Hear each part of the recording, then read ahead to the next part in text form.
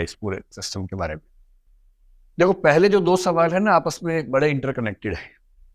पहला सवाल हमारा है कि बैकअप हमारे पास होना चाहिए, अपन बैकअप लेके चले कि ना चले। इसका उत्तर है हाउ। बैकअप लेके चलना ही ठीक रहेगा, इसी बात है। तो इसका जवाब में, जब कई बच्चे पूछते हैं मुझसे ये बात, तो मैं सिंपल सी बात कहता हूं। देखो, एक अच्छी जिंदगी के लिए एक अच्छा रोजगार बहुत जरूरी है, लेकिन अच्छा रोजगार होने से जिंदगी अच्छी हो नहीं जाती है। एक अच्छा रोजगार एक अच्छी जिंदगी के पैकेज का हिस्सा है। केवल अच्छी नौकरी होने से अगर जिंदगी अच्छी हो जाए तो कोई आईएएस या कोई आईपीएस सुसाइड क्यों करे? ऐसा भी होता है कभी कभी। इसका मतलब है कि नौकरी बहुत अच्छी मिल जाना जिंदगी शानदार होने की गारंटी नहीं। पर यह तय है कि जिसके पास अच्छा रोजगार नहीं है उसकी जिंदगी तो नरक बनेगी, ये तय है। तो एक वेल सेटल्ड फाइनेंशियल लाइफ आप सबको चाहिए। अभी तो माँ बाप आपके कमा रहे हैं, पैसा भेजते हैं, आप उसको खर्च करते हैं, कभी कभी उड़ाते भी होंगे थोड़ा बहुत, तो ठीक चल रही जिंदगी। लेकिन अब उन्होंने कहना शुरू कर दिया होगा हल्का हल्का, हिंट हिंट में, कि बेटा पेड़ जैसे हो गए हो, फल कब आएंगे, है ना? ऐसा भाव आना शुरू हो गया होगा। अभी वो इनडायरेक्टली बोल रहे होंगे, धीरे धीरे डायरेक्ट बोलेंगे अगर आप नहीं मेहनत करेंगे तो। क्योंकि उनको तो चिंता है ना, उनको आपकी भी चिंता है, अपने बुढ़ापे की भी चिंता है, जो कि लाजमी है, जायज है। तो अगर आप में से कुछ बच्चे ऐसे हैं जिनके पास बैकग्राउंड ऐसी है कि अगर नौकरी ना भी मिले तो चिंता की बात नहीं है, आप में से कम 5-10% बच्चे ऐसे होंगे जिनकी बहुत बड़ी खेती है या पेरेंट्स का बिजनेस बहुत बड़ा है, कल को वो चाहेंगे कि आप संभालें अगर आप सिलेक्ट नहीं होते हैं, तो बैकअप है आपके पास। और बैकअप है तो फिर आप अलग से क्यों पढ़ाई करना चाहेंगे? अगर पढ़ाई का शौक है तो पढ़ाई करनी ही चाहिए, लेकिन डिग्री के लिए तब पढ़ना चाहिए जब कुछ उस डिग्री से फायदा होने वाला है। डिग्री से फायदा क्या हो सकता? दो हो सकते हैं। एक तो ये कि भाई आप तैयारी कर रहे हैं, साथ में एक डिग्री कर ली, तो इंटरव्यू में आप बता सकते हैं कि मैं इस बीच में ये कर रहा था। दूसरा, अगर एमपीपीएससी या आईएएस में नहीं हुआ तो कम से कम आप उस डिग्री की बदौलत कुछ ना कुछ पा सकते हैं, कोई नौकरी पा सकते हैं। एमपीपीएससी नहीं हुआ, आईएएस नहीं हुआ, तो कम से कम एक गरिमापूर्ण जीवन तो मिले, डिग्निफाइड लाइफ तो मिले, जरूरी है। तो जिसकी बैकग्राउंड ऐसी नहीं है कि नहीं हुआ तो भी पर्याप्त व्यवस्था है, घर में ही है, उन सब से मेरा आग्रह है कि बैकअप प्लान जरूर लेके चले, जरूर।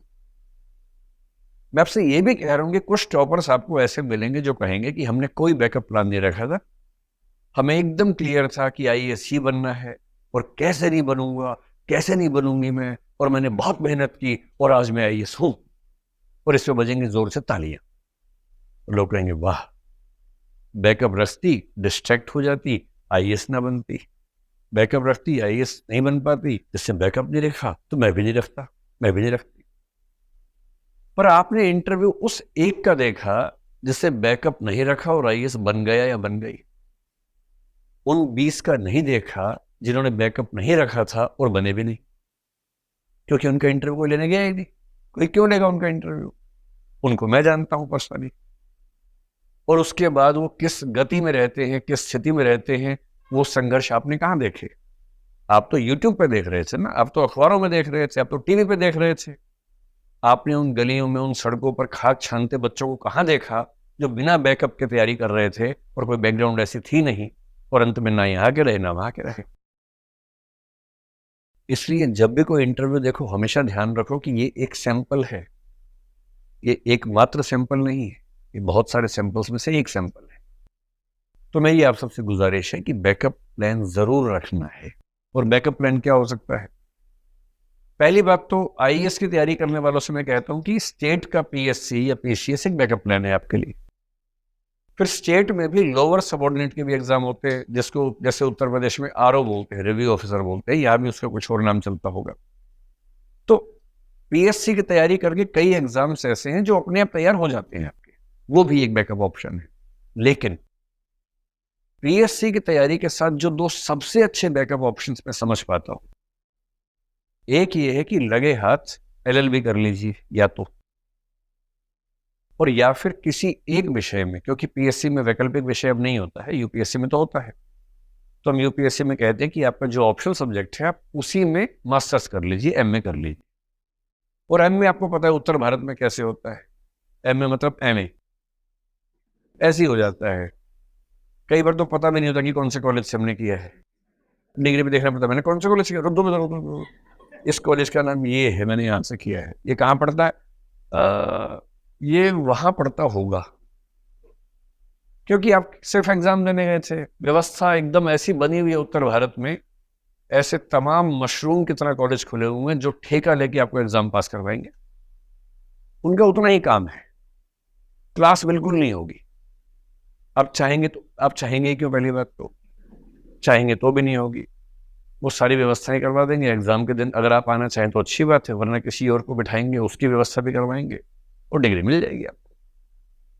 मैं ये नहीं कह रहा हूं कि आप ऐसा करें, क्योंकि आप जब तैयारी करेंगे आईएएस या एमपीपीएससी की, आपका बौद्धिक स्तर इतना अच्छा होगा कि आप किसी विषय को थोड़ा सा 2-4 महीने ठीक से पढ़ के एग्जाम देंगे तो आप बहुत अच्छे नंबर ले आएंगे। एलएलबी में भी इस समय हालत ऐसी ही है, हो जाता है, एक दिन पढ़ के लोग एक पेपर निकाल लेते हैं। तो डिग्री कम से कम रहने से फायदा ये है कि अगर आप कल को वकील बनना चाहें या जज बनना चाहें, जज बनना बहुत मुश्किल काम नहीं। लोअर सबऑर्डिनेट में जैसे वो एक भैया जज बनने के लिए आए हुए हैं ना, अपने एलएलबी की डिग्री आपके पास अगर है और आप तय करेंगे जज बनना है, 1 साल की गंभीर तैयारी से जज बनने के बारे में सोचा जा सकता है। और वकील बनने के लिए शायद 2-3 महीने की ठीक ठाक पढ़ाई कर लेने से बात बन जाती है।